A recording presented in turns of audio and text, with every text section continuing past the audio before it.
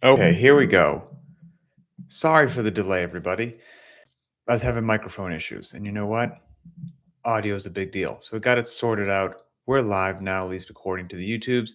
And so we'll dive right in. We got a major announcement today, which some people in the Linchpin community are aware of, but I bet there's a bunch that aren't. So we're going to have some breaking news, or whatever is like the cool, catchy thing to say. But before I get into the breaking news and the major announcement, I'm gonna do some shout outs because that's what we do. So after the three shout outs, we'll cover the big story. First one from Tyler L. On that wonderful 5,000-meter row that we all had to endure the other day. He went ahead and got a lifetime PR of 19 minutes. That is fast, my friend. So good work, Tyler. That's a fantastic time. Shout out number two from Thomas B. He just celebrated his 6-month anniversary with Linchpin. Says 6-month anniversary today. I feel fitter, faster, and stronger. Very happy to be a part of this amazing community. And we're happy that you're here as well, my friend. Okay, final shout out for the big news.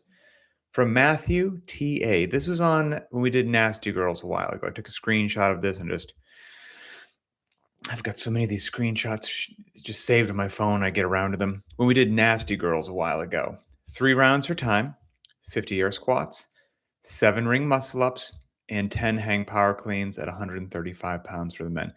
He went ahead and executed that in 8 minutes and 4 seconds. And on BTWB, that scored a level 95 on that workout. That means if 100 people did that workout, you beat 95 of them.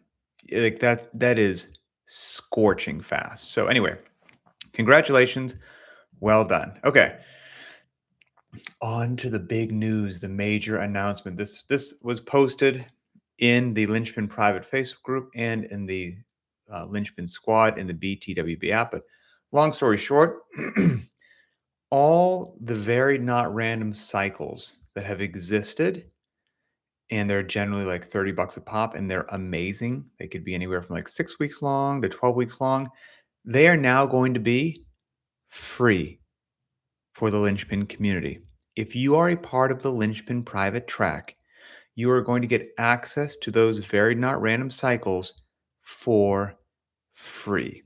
And that should be happening in the very near future. Let me tell you what those cycles are right now that you will get access to. Each one of these used to be $30 a pop, by the way, and again, well worth it. So this value is over $600 worth of just information, training, programs, and cycles that the Linchpin community will get for free. They include a barbell on-ramp program, dumbbell on-ramp program, bodyweight on-ramp program, the jump rope foundations course, which is fantastic. How many people want to learn single unders, double unders, arm crossovers, running steps, singles, all kinds of other stuff? That jump rope foundations course is going to help you unlock those skills. It's phenomenal. We have a 12-week, basically engine building program called Run, Bike, Row.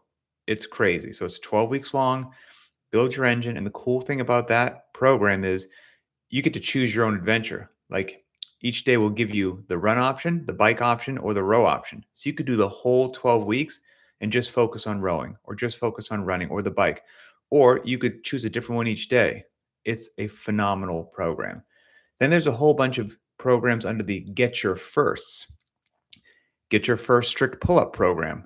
Again, and these things lay out, it'll just upload to the BTWB app. It just takes all the thought out of it, and you just follow the daily instructions. How incredible is that? So there's a cycle for Get Your First Strict Pull-Up. There's one for Get Your First Kipping Pull-Up. Get Your First Kipping Bar Muscle Up. Get Your First Strict Ring Muscle Up. Get Your First Push-Up. Get Your First Strict Ring Dip. Your first strict handstand push-up, your first toes to bar, and your first 5 feet of a handstand walk. I mean, so many skills that people want to unlock and get their first thing, and this will just give you a structured path to achieve that outcome. And then there's just a whole bunch of just lifting focused cycles that you can dive into. Multi-week ones for a clean. It's a clean 1 rep max capacity program, jerk 1 rep max capacity, snatch 1 rep max, back squat capacity, deadlift capacity, shoulder press capacity, bench press capacity. All of those ones that I just said right there will be free for members of the Linchpin community. And by the way, more will be added over the weeks, months, and years, whatever it happens to be. So this is a huge deal. So for the very small fee that you pay to be a part of Linchpin each month, which you could easily blow in 2 trips to Starbucks, you'll get access to everything that you're already used to getting as part of the Linchpin private track. So the 5 different workout options each day, the daily video covering the intent and explaining why we're doing the workout, the structured warm up, the cool down, the stretching, the optional accessory work, the goal times, access to the global Lynchman community and support. You get all of that, which you've already had anyway, which includes access to BTWB so you can track all of your data. And then on top of that, at no additional fee, you get all of those cycles that I just mentioned. So what this basically does,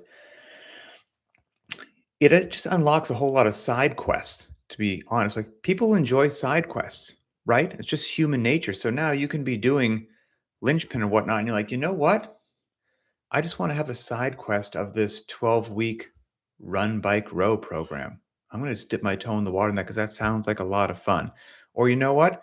I'm going to have a side quest and go down the jump rope foundations program and just see what that's like. Or while I'm doing the Linchpin workouts of the day, I'm still working towards my first pull up. Oh, well, here's a structured program to help me get my first strict pull up or my first 5 feet of handstand walk or my first strict ring dip or whatever it happens to be. Or maybe you love the bench press. Well, there's a bench press thing. You can just add it as a side quest. And so this is a huge, huge unlock. And as far as I'm concerned, I don't think I'm being hyperbolic when I say this. The fact that at no additional fee, you get everything you've been getting at Linchpin, you get access to BTWB, and you get all of these cycles for free.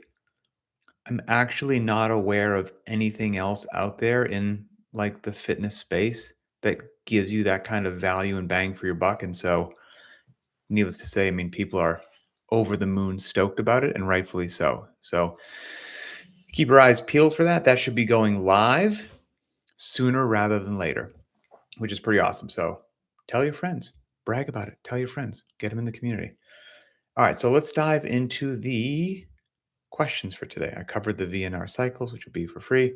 Okay, the first question is about scaling dumbbell workouts from Ashley S. Regarding the limited equipment option and scaling the limited equipment option, we all know that scaling is cool and we are encouraged to make smart decisions when scaling workouts. For me, the 35 dumbbells are often too heavy to use when doing the limited equipment option. If I'm going to scale, should I use less weight but do the same reps? Or should I lighten the weight and or should I do less reps? For example, yesterday's heavy Fran, I did 15, 12, 9, which would be the prescribed reps, but I did it with the 30-pound dumbbells, et cetera, et cetera. So I get what you're saying here. So it sounds to me, since like you're giving yourself the option of you can select lighter dumbbells, that you have lighter dumbbells. So that's cool. What I would say is if you understand, again, you've got the fitness IQ, which is great, the intent of the workout, if you have a plethora of dumbbells or a nice selection of dumbbells, in an ideal world, you would use that strength and conditioning IQ to make sure that you're not always grabbing the same dumbbells. Okay, like today is a workout that's going to be on the short and sharp side. Well, that might air you towards the lighter dumbbells so that you can maybe use the regular rep scheme on the limited equipment option and keep moving, doing more moving than resting. Okay, well then it's a heavy day. It would have been a back squat, it would have been a deadlift, a power clean, or whatever, where it's not for time, you're resting as needed, you're doing some single leg deadlifts, some bent over rows, whatever it happens to be. Well, that could be a great day where you lean towards the heavier dumbbells, even though you have to break them up more because that's going to be more in line with the stimulus that day of it being a heavier day. What you just said right there, the way that you did it, you chose for you the heavier dumbbells. but then you chose the 15-12-9 rep scheme instead of the higher rep scheme from the limited equipment option.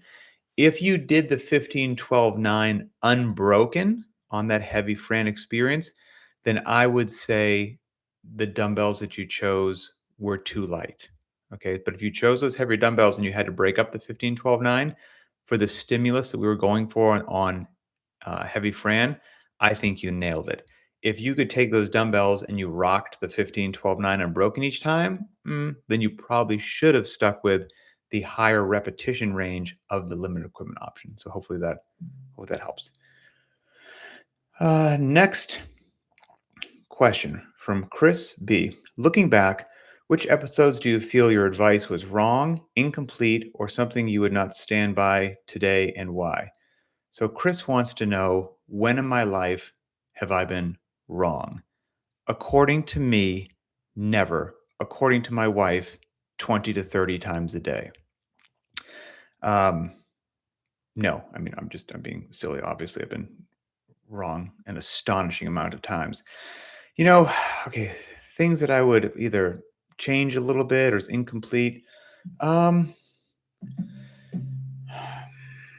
don't get me wrong. If I sat down for an hour and scanned through all the old episodes and the topics, I'd be like, oh, that's interesting. I said that 4 years ago. I'm sure there's some stuff out there, but I would have to say, generally speaking, I don't think there have been any huge things because I do feel pretty confident that we've stayed pretty true at Linchpin within an acceptable strike zone anyway, to the true tenets of what I believe works of functional movements, variance, intensity drives results, make smart decisions so you don't overtrain.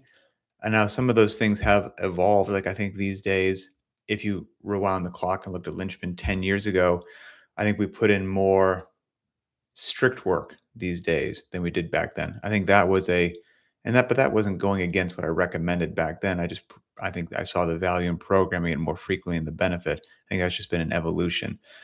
While always understanding that intensity drives results, I don't think I understood the value of modulating intensity until having done it for 20 years and been later in life and and understand that. So I think some of these things have just been not changes or they're just evolutions as you just continue to get more lessons learned under your belt. So, like I said, I'll check in with my wife. She'll probably give me some good feedback on that one. Let's see. From Irina F. Um, how to scale workouts when sick? Okay, so somebody else asked about training when sick also, so I'm going to lump these two questions together. I was coughing my lungs out for 2 weeks and struggled to scale, so I gave up using BTWB altogether and just did some made up low key workouts, sit ups, leg raises, and some planks. Cool.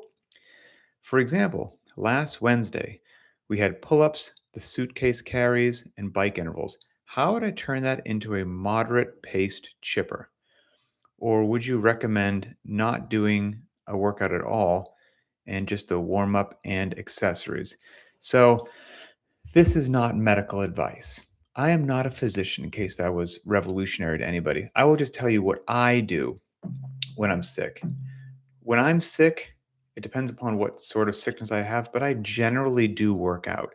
The caveat to that is if it's some sort of like I've got a cold, my head feels stuffy, I have like an upper respiratory infection sort of a deal, general ones, not I'm on, I'm going to go to the emergency room, but just generally sick, kids come home from daycare, all of a sudden the whole family's coughing, my head feels like it's twice the size, like I'm going to go work out.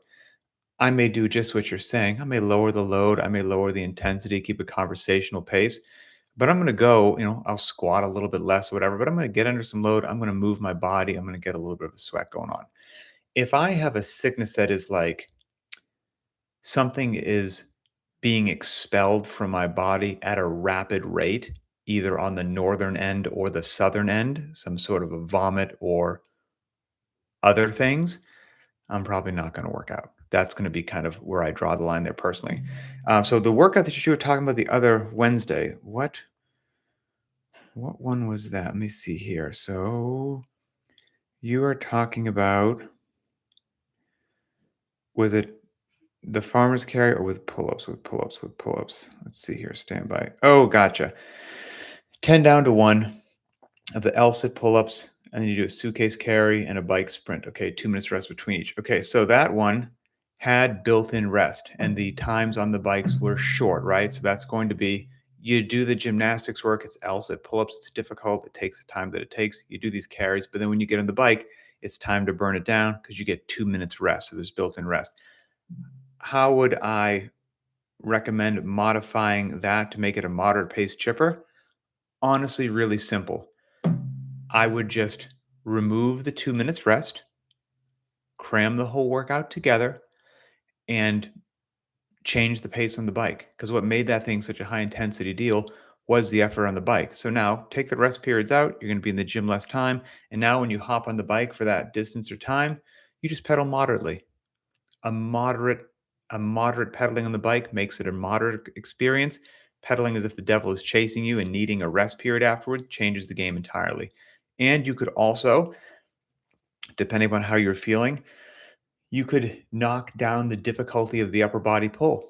Maybe it doesn't need to be L-sit pull-ups. It could be regular strict chest to bar. It could be regular chin over bar. It could be ring rows. It could be Aussie pull-ups. It could be banded pull-ups.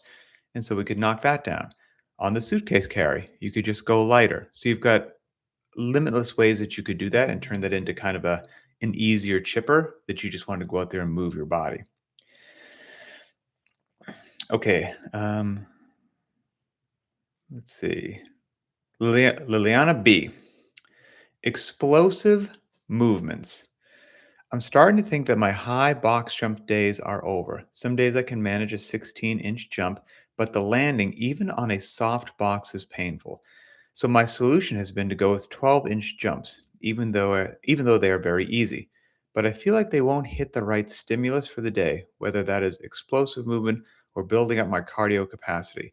My question is, if you have a dodgy body part, first of all, great use of the word dodgy, a word that needs to be used more often. A dodgy body part, such as a knee, hip, etc., that seems to constantly interfere with box jumps and meeting the intended stimulus. Should you keep doing the scaled down height that is manageable, or should you choose other exercises that meet the desired stimulus? Okay, great question. So let's see, did I scratch something down on this? So here's the deal. There's a difference between pain and discomfort, right? And we'll touch on this several times. If 16-inch box jumps, for whatever reason, they're painful, and you say that they are, pain is like no-go criteria. That's a line in the sand. Don't do them. Simplest answer ever. Do not do them. Now, there's the caveat. Is there something going on with your body that you can fix and rehab and remedy, and then they come back and they're not painful? Great, pursue that. But if we make the determination that you've got something going on which is total and permanent and it's not going to change, and for whatever reason, 16 inches is the magic number that hurts when you do box jumps, painful, don't do them. You can do 12-inch jumps and they feel fine. I think you're totally good to go. I mean, you can strength and conditioning is easy, people are hard. Don't let it get in your head. You're not missing the stimulus. You're not. You're not missing the stimulus because you're doing box jumps. You are jumping off of planet Earth and landing on something that's just 4 inches lower than the height that causes you pain. But you're getting the benefit of jumping. The athleticism, the conditioning, the coordination, the balance. And if that's what meets you where you're at, you are winning. Most of the world is not working out. Most of the world is sedentary and in terrible shape. Most of the world can't jump on anything. So if you can do 12-inch box jumps and preserve that, rock on. You are totally, totally fine. And then there are other things that you could just see. How do broad jumps treat you and things like that? But again, let pain be your guide. Uncomfortable, fine. Pain, no good. So I think you're going to be totally just fine. Colin, I recently joined Linchpin because my fiance and I are expecting our first child this summer. Congratulations, my friend. Congratulations. And welcome aboard, by the way. So we joined Linchpin in an attempt to, number one, spend more quality time with my future family of three. Awesome. Save as much money as possible. Also awesome. I've decided to begin working out on my own. I've only ever done CrossFit in a box, surrounded by coaches and other members. Any tips to make this transition as smooth as possible? I would hate to wither away due to lack of motivation for solo workouts. So, first of all, hopefully, what you saw once you checked that out is how many people commented on what you said. So, you're new to this, so maybe this doesn't seem normal quite yet. But believe it or not, you are part of a community. I say this all the time. People who are unfamiliar with it may be like, okay, I know, yeah, yeah, they say it's a community, but it's online. It's not important, not in person. So, how much of a community can it actually feel like? How much support can I actually get? Can I really actually develop like friendships and meaningful relationships? I'm not asking you to trust me. I'm just asking you to give it a fair assessment and in a few months, report back how you honestly feel. But you absolutely can do what you are trying to do with Linchpin. And there's the whole gamut, right? There's boxes, there's gyms, there's remote, there's online, there's everything that you need for different phases of your life. For some people, it's a temporary phase. Hey, I'm doing this while we're pregnant or something else. Other people find their home. Like it is what it is. It's a big world out there. But here's some general tips for you, Colin, that I think will treat you well. Number one, focus on being a disciplined person. Um, don't worry about motivation. Motivation is a fair weather friend. There's days of good motivation and days of bad motivation. And so some days you're motivated to work out at home, some days you're not. But in all honesty, some days you might be motivated to drive to the gym, other days you're not motivated to. Nobody cares. Motivation is a fair weather friend. Be a disciplined person that understands what you want to get and you pursue the steps that will help achieve that goal. And what I mean by that is be outcome driven. What's the outcome that you're looking for? If the outcome is that you want to be fitter, faster, and stronger, you want to save some money, and you want to maximize your time with your family, those are your outcomes. Everything that you just said you can achieve with Linchpin, 100%. So now, if those are the outcomes that you want, keep those outcomes front of mind and make decisions each day that pursue those outcomes. Period. End of story. Other things that might help you. And this doesn't just apply to Linchpin, this applies to whatever, as does that outcome thing that I just said. Don't chase perfection, especially if you've got a little baby on the way. Life's about to get very disrupted. Don't chase perfection. Just chase being consistent and making smart decisions in your garage gym, your home gym, whatever it happens to be. Focus on, as we say at Lynchpin, stacking bricks. It's a big thing you'll hear at Lynchpin. So if you're new to Lynchpin and you see like people posting like little brick emojis, you're like, what is it? What is these with these people and these brick emojis? A big thing at Lynchpin is stacking bricks. And what we mean by that is consistency is such an amazing driver of results. You got to show up and do the actual work to get the benefit from it, right? And life's going to throw all these reasons at you every day, from family to stress to work to whatever, that might slip into your head as to why it's okay to blow off the workout today, or why did whatever it happens to be. I can't get in the perfect workout today because I'm short on time. So I'm not going to do anything because it can't be perfect. The heck with all that. Don't chase perfection, chase progress, chase consistency. What we say at Lynchpin is you're stacking bricks. You're trying to build this wall of fitness. Okay. And the more bricks that you stack on the wall, the stronger that wall becomes. You show up each day, you stack a brick. Every day is not going to be a PR. That's just real life. Most of those bricks are just regular bricks, but every now and then you get a PR. It's a shiny gold brick, fantastic, celebrate it. But most of your wall is not going to be made of gold. It's going to be just regular red bricks that you showed up, you made the best decision possible, and then you moved on with your day. If you become the sort of person who does that, great things will happen. So chase consistency, chase making smart decisions. Comparison is the thief of joy. You are on your path. We've got some beasts in Linchpin. If looking at other people's results help motivate you, cool. If looking at other people's results make you wonder, wow, that person's stronger than me or faster than me, now I feel less than, well, that's no good. Comparison's a thief of joy. So just know, how do you react to those things? and make sure that you act accordingly. But comparison is a thief of joy. And then finally, the Linchpin community, like I said, it can give you everything that you need, but it's not magic. It's not magic. You have to do the work. You have to show up. You have to make a decision to participate. And it will give you back as much as you put in. So if you do make an effort to post regularly, you do make an effort to say hello, to introduce yourself, um, you will see that reciprocated. Like it's going to happen. And so you get out of it what you put into it. So yeah, say hello in the private Facebook group, in the squad featuring the BTW app, and welcome aboard, my friend. Okay, Steve K. Let's see here. How do I test my limits physically and consistently push past these limits without getting injured? If dumbbell snatches hurt my back if I push too hard, but I absolutely love them, I'm stuck wondering if I have to give them up. Obviously, I have to work on strengthening my weaknesses and lowering the weights, and of course, mobility, but it seems that there is always a gray area between the weakness and pushing to my limits, and I need to test my limits. This is what fuels my life, or at least a big part of what inspires me about life. It's a hard question, I know, because there are so many variables, but for me, I'm always just behind my limits due to fear of injury or on the side of injury, maybe straining my muscles from overexerting. Okay, so lot to sift through here. So, well, first of all, I'll talk in a second about how maybe there's some ways that you can push your limits and do it intelligently and safely.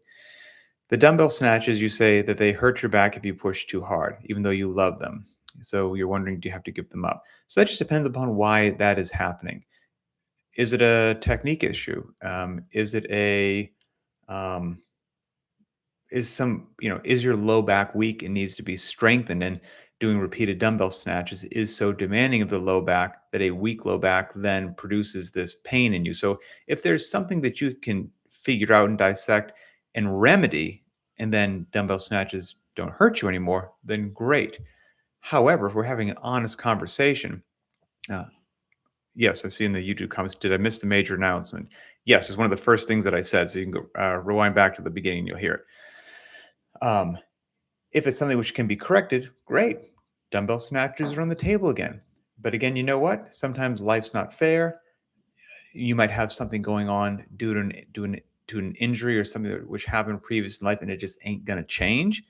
And there may be movements that you have to take off the table. That's just the truth that I don't think enough people say anymore. To use myself as an example, I have a horrific overhead position, nothing to do with working out, dumb things that I've done on motorcycles, dumb things that happened to me in the military.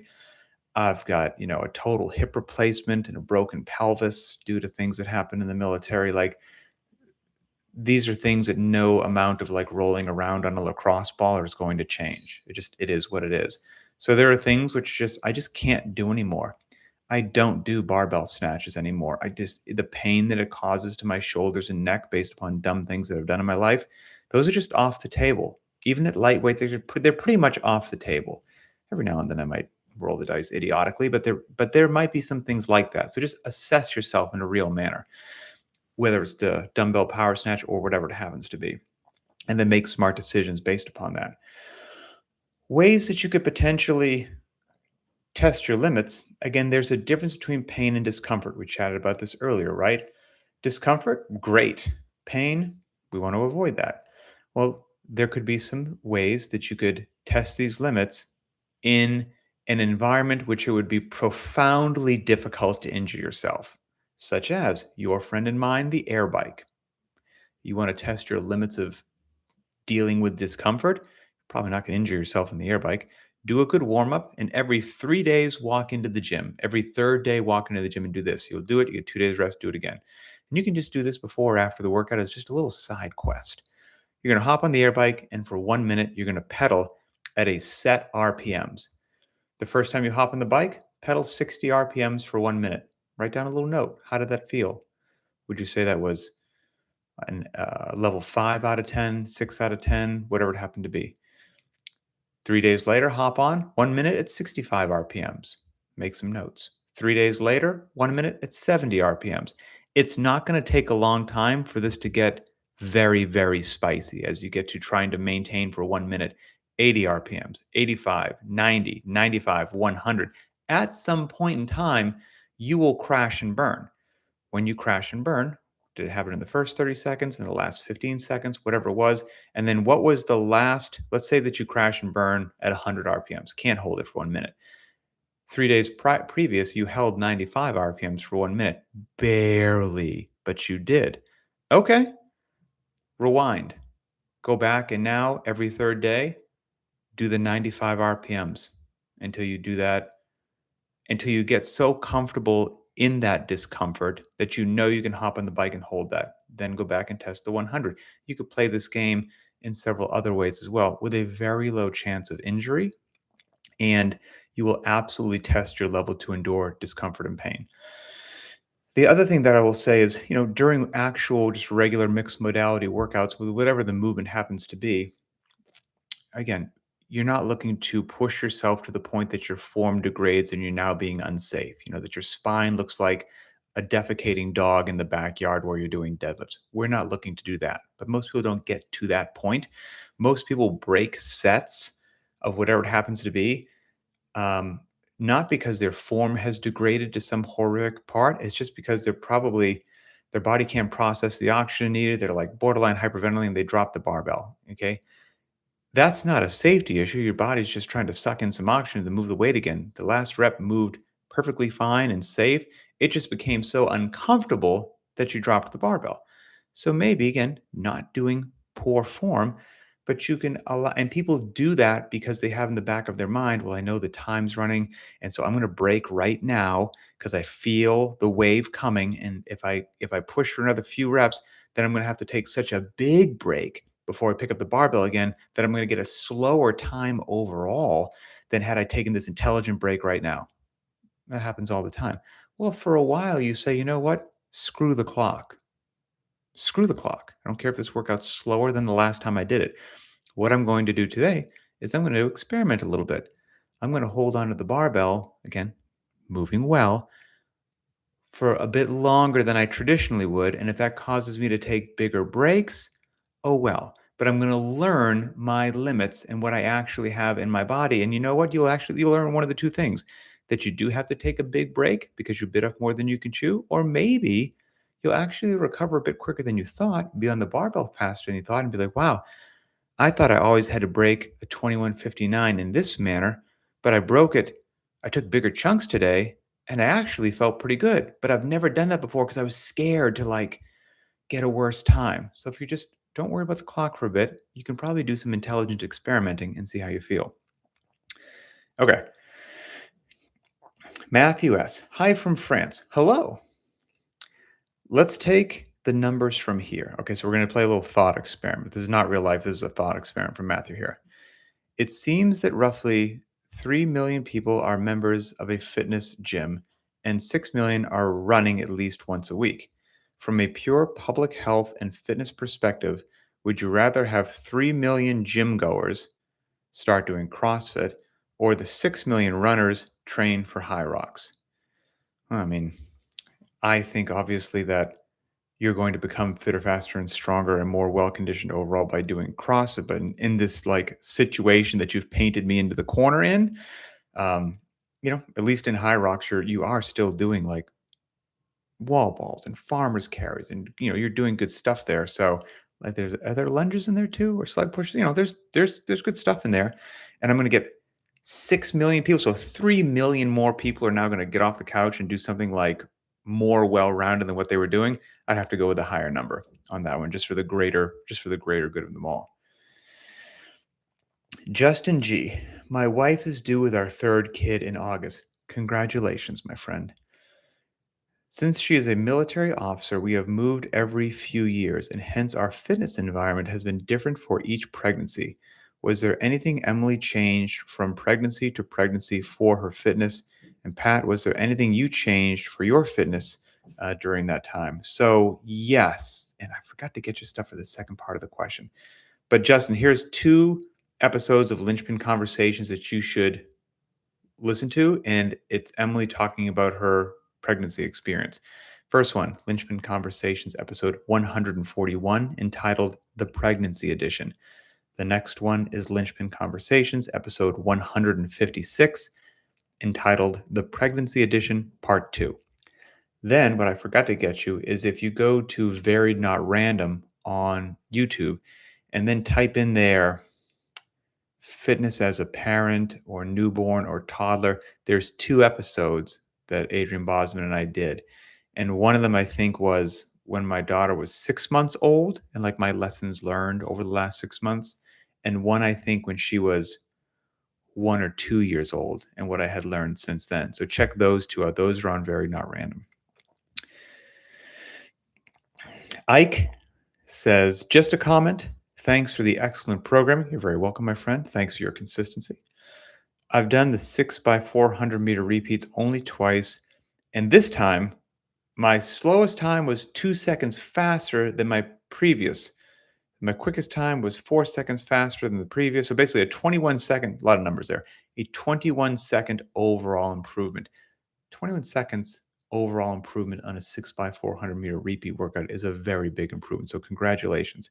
Then he says, so he baited me in with that. Okay, so I do have a question.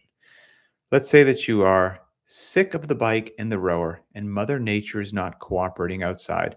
So you decide to use a jump rope for cardio.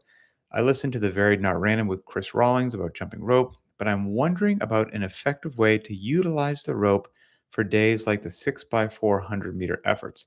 For argument's sake, let's say I have a speed rope and a heavy rope. Thanks again. I think, and I don't know if there's discrepancy on everything in the world, right? Nobody agrees on anything.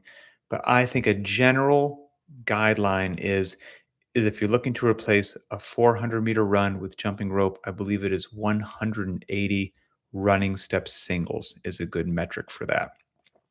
And so you could now, if your calves and Achilles and everything else are ready for that amount of volume, or again, don't just launch into that unprepared, but you could try doing that same sort of a day as instead of 6x400 meter repeats, 6 efforts of 180 running step singles, and then just taking the same rest periods between each that you would like anything else.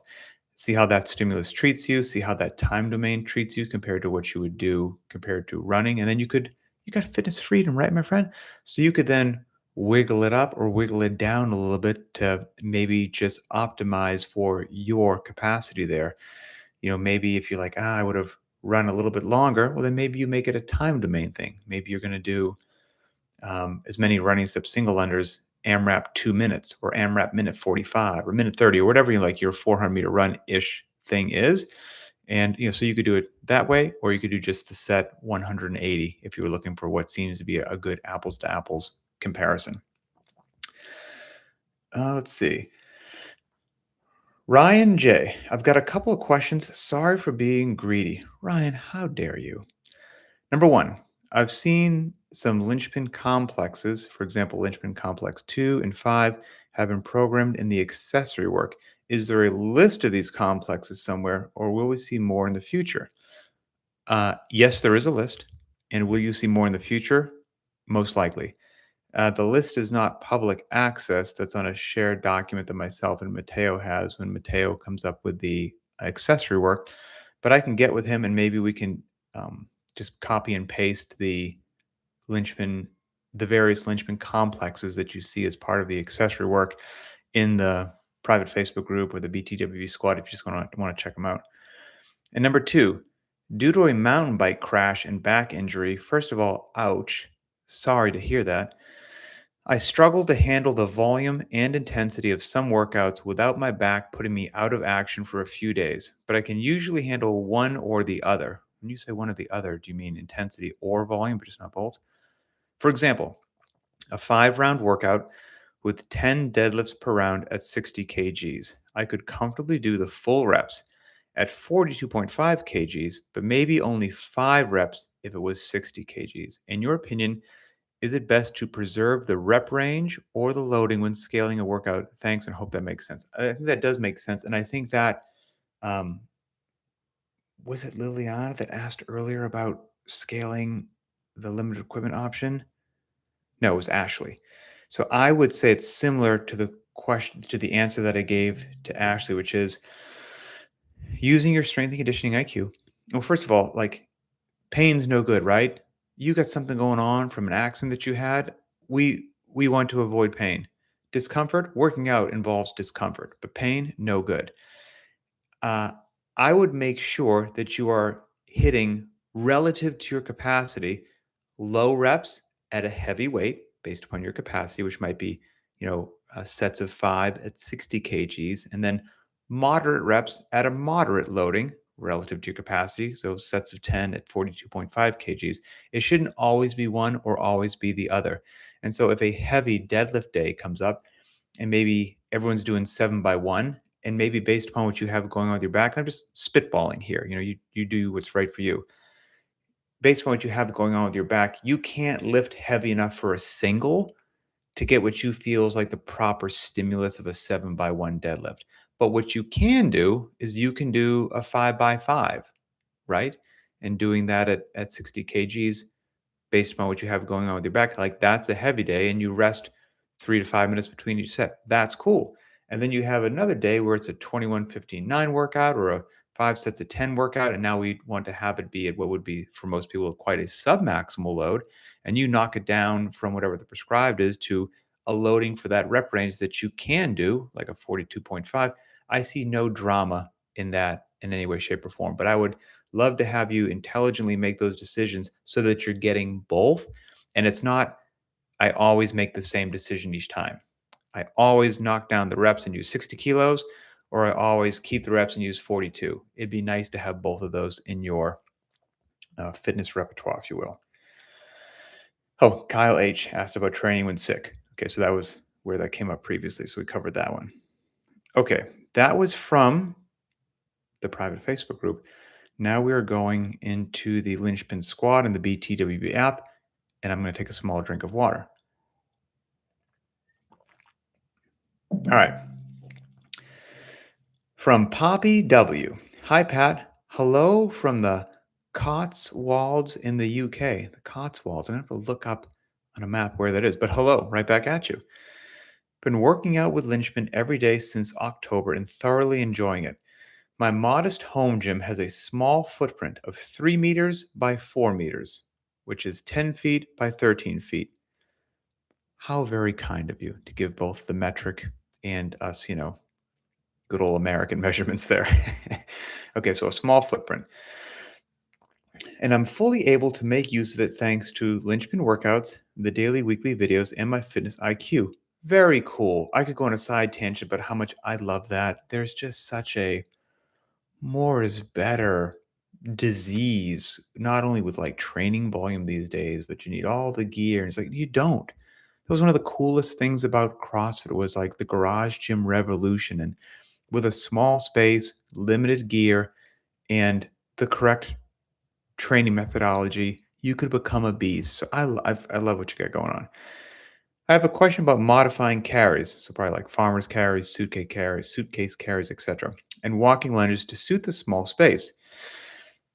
For example, I've been walking forwards and backwards in 3 meter, aka 10-foot lengths, and for walking lunges, I'll change direction every 3 reps. Shuttle style, stop starting, and twisting can feel like it's changing the stimulus a little bit, especially on fast carries. So I wonder if you have any other recommendations for adapting these movements for a small indoor space when going outside isn't possible. Uh, Appreciate any advice. Curious to know what you do in your own workouts. Thanks for the awesome programming and the wonderful videos. My pleasure. So, great question because this is a common one. So, here's what I would say. I'll answer your question, but this question comes up regularly. So, here's what I would recommend most people do if you feel like you could be in a similar situation. When you do have the opportunity for good weather in a known distance, whether it's on a football field, a soccer field, you've got a roller that you can go out and measure the distance on something, I would go out and just measure some common distances. I'll say it in, whatever, whether it's 100 feet, 50 feet, 50 meters, 100 meters, like some good, just common distances. And then I would do these movements and make a note in your phone or whatnot as to how long or how many steps they take you. So measure off, I don't know, 20 meters and you don't need any weight, but just do walking lunges for 20 meters. And then write that down on your phone. How many lunges is 20 meters for me? And then you can just reverse engineer that and say, like, anytime if Pat programs a workout, and it's whatever 30 meters of walking lunges, I have to do lunges in place, but I know that this many lunges for me, covers this much distance. Okay, I now know how many lunges in place I will do because I can't go lunge 30 meters. Just having that knowledge, everyone should have that knowledge when you get the opportunity to do it, is so useful. So, number one, do that when you can. And then I would do it for carries too. Most people don't run like a crazy grizzly bear of fitness with kettlebells or dumbbells in their hands or the front rack position. Most people for carries, it's a walking pace, whether that's a casual walk or a quick walk, whatever you happen to do. I would then simulate that same walking pace for 50 meters, for 100 meters. And now you will know, well, you could do a couple things. You could, if you covered 100 meters, how many steps does that take you? And how long does it take you? Put that in your phone. That'll be really useful information to have. So, for example, sadly, I live in the greater Seattle area where it rains 360 million days out of the year. And so frequently I have to go work out in my garage. I know that if I'm doing like a 50-meter farmer's carry, that in general, again, a little more, a little less, it depends on some things. It's going to take me about 30 seconds to walk that with a pair of kettlebells or whatever. So if I have to stay in my garage, what I'll probably do is I'll have the same weight that I would have in my hands, and then I'll do an in place march for, let's say, 30 seconds. And I'll get my knees pretty high. So, like, my body's actually moving. Because if I barely move my feet, it doesn't feel like it's difficult enough. But the higher I move my feet, it feels like I'm not being shortchanged. So I could do something like that: 30 seconds of marching in place for every 50 meters of a carry. Um, I also have done the math for myself on how many lunges are a certain distance. And so if I just need to do lunges in place, I will execute that. I've also done what you've said, where sometimes I'll just get the hankering and I'll just lunge back and forth in my garage, turning around every 4 times. That's fine. I don't feel shortchanged. Yes, a lot of turning around, but I'm fine. And so I do both. But that's what I would recommend. Learn those things for yourself, track them down in your phone, reverse engineer the numbers, and they are incredibly, incredibly useful to have. Okay. Um, Yeah, and the higher you get your knees, and if it's like shuttle runs, maybe you didn't ask that, like shuttle runs, or if you do running in place, let's say it's supposed to be 400 meters of running. Let's just say it's going to take you 2 minutes because it's Helen. It's 3 times and there's 400 meters per time. And you can't go outside. You have to stay in this 10-foot by 13-foot space and run, quote unquote, run. If you run in place, high knees, you would much rather have the ability to go outside and run 400 meters than run in place for 2 minutes. And again, the determining factor of how much it just sucks and how potent it is how high you get your knees. If for 2 minutes you barely get your feet off the ground, 2 minutes will pass. If you get your knees near your waist, which, first of all, nobody gets their knees that high when they actually run a 400 meter, it will be hellacious. So somewhere between getting your knees to waist level and barely getting your feet off the ground, you find that right cadence and height for 2 minutes, let's say, in place of a 400-meter run. You got to do that because it's raining or snowing outside. I don't think you will feel shortchanged. Oh, Paul H., just calling me to task on this. Did you start your archery hobby, Pat? No, I did not. I continued to be a workaholic with no hobbies. I was just thinking about this the other day. A few AMAs ago, I mentioned how I needed to actually like start doing some stuff again that's not fitness related or work related. I've got a beautiful compound bow that I would love to get outside and start shooting again. And I was going to do that. I even reached out and found a local archery club, found a instructor and contacted them about like getting a 1 hour, you know, instruction to make sure that my technique's on point, and then it just fizzled through because life got busy and I didn't do it. I need to do it, Paul. You're right. I gotta do it. I gotta do it. Okay, from Jan M. I've been wondering about using a weight belt and wraps. I've been trying to lift only as much as I can without the belt, thinking my body would tell me where my limits are. But to be honest, I'm not sure if that's even possible. And the wrist straps too. I used to have to scale, I excuse me, I used to have so-called Atlas wraps. They were really good, but got worn out a few years back. And surprisingly, I'm still capable of making progress. Oh, interesting. So you used to use this gear, you don't, and now you're finding that everything's just going just fine because you kind of didn't need it. So my question is, are they more mental tools than anything else? No.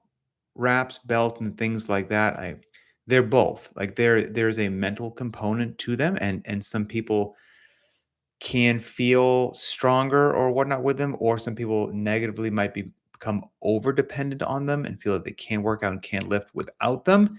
But they do, used properly, serve a true and beneficial function to a large number of lifters. And if you want to, Jan, check out just a podcast just on this topic, I wrote it down. Where is it? Varied Not Random, episode 38. It's entitled Lifting Shoes, Belts, Knee Sleeves, I think, and more. But it's Varied Not Random, episode 38. Check that out. Let's see. Joel M. If you had to order the skills and lifts that we do from most important to least important, what order would that be? What is your favorite movement? Thank you, Pat. Love the programming. Okay. Great question. Huge question. I mean, how many movements and stuff do we do? There's a huge number. So, in full disclosure, I'm not going to rank order all those things. That would be a monstrous task. So, that's my disclaimer right there. But I will say, just answering your question in general, prioritizing them, this may seem obvious, but it's the truth. Start with the basics, develop competency, and then advance. Basics, squat, dead press. Great places to start, and those would be, not to say that those aren't complicated, but in the grand scheme of being foundational, where a lot of people could start, and that could be the air squat, the back squat, but squat, deadlift, and press. Um, I would also say on the list, strict strength. And this actually relates to a question earlier about, like, things that have evolved over the years. Strict strength, which is a big part of what we do at Linchpin. Gymnastic strength, strict work, huge. That needs to be developed before we start adding speed and velocity to a movement that you can't control. You can't do slowly. Running, develop your mechanics, develop your competency there, and then you're going to intelligently add in complexity, speed, loading, and volume after you have developed. Those things of mechanics, consistency, and intensity. They hold true. So, for example, hey, somebody goes, I don't have strict pull-ups and I don't have strict dips, but my goal is to work towards a kipping ring muscle up first. That's unintelligent. I don't think that you should do that. So if we're talking about rank ordering and prioritizing these things, yep, the ring muscle up's cool. It's a heck of an achievement. You should celebrate it. It's a big victory. Put it on the shelf until you have done what a lot of people consider the boring stuff. Let's develop the strict pull-ups. Let's develop the strict dips. Hey, these handstand walks look really cool. I'm going to start just randomly kicking myself upside down and hope for the best, take some tumbles, and start to learn how to handstand walk. You might. You might pull it off. I know plenty of people that have. But I would say if we're looking to do things properly and prioritize skills and strength and things that we should, the order that we should do them, do you have rock solid inverted positioning and the strength to support yourself inverted against a wall in a freestanding handstand? If the answer is no, let's not worry about the handstand walk first. Let's do some other things, et cetera, et cetera. So I would progress in things like that. Final question from Michael M. You've mentioned the unofficial Linchpin endurance squad. Yes. In the BTWB app. Are there other informal squads of Linchpinners on the app? And if so, what is their focus? I don't believe so. I could be wrong, but I don't believe so. If anyone knows of any, let me know. But no, that's it. So, my friends, almost 1 hour on the dot. Well, I started a little late because I had some audio issues, but that's it.